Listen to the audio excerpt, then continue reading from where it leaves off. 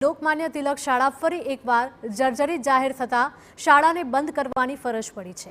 આશ્ચર્યજનક બાબત એ છે કે ગત વર્ષે જ આ શાળાના સમારકામ પાછળ 5 લાખ રૂપિયાનો ખર્ચ કરવામાં આવ્યો હતો। લોકમાન્ય તિલક શાળાનો સ્ટ્રક્ચર સ્ટેબિલિટી રિપોર્ટ નેગેટિવ આવતા શિક્ષણ સમિતિએ તાત્કાલિક અસરથી શાળા બંધ કરાવવાનો નિર્ણય કર્યો છે। શાળા બંધ થતા અહીં અભ્યાસ કરતા બાળકોને નજીકમાં આવેલી મહર્ષિ અરવિંદ સ્કૂલમાં શિફ્ટ કરવામાં આવ્યા છે। ઉલ્લેખનીય છે કે 1 વર્ષ પહેલા પણ શાળાનો સ્ટ્રક્ચર સ્ટેબિલિટી રિપોર્ટ નેગેટિવ આવ્યો હતો।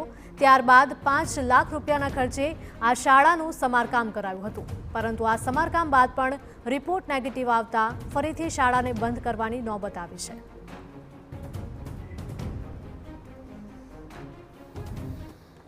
વડોદરા શહેરની નગર પ્રાથમિક શિક્ષણ સમિતિની શાળાઓ શરૂ કરી દેવામાં આવી છે, પરંતુ તેની અંદર 1 વર્ષ પહેલા જો રિનોવેટ થયેલી આ લોકમાન્ય તિલક શાળાનું સ્ટ્રક્ચર સ્ટેબિલિટી રિપોર્ટ નેગેટિવ આવતા આ શાળાને બંધ કરવાનો વારો આવ્યો છે।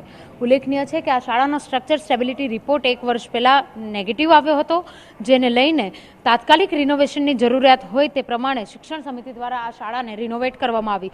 રિનોવેશન પાછળ 5 લાખથી વધુનો ખર્ચ કરવામાં આવ્યો। ત્યારબાદ ફરી એક વખત રિપોર્ટ કરવામાં આવતા આ રિપોર્ટ નેગેટિવ આવતા હવે શાળાને બંધ કરવાનો વારો આવ્યો છે અને આ શાળામાં અભ્યાસ કરતા તમામ જે બાળકો છે તેઓને અન્ય શાળામાં ખસેડવાની ફરજ પડી છે।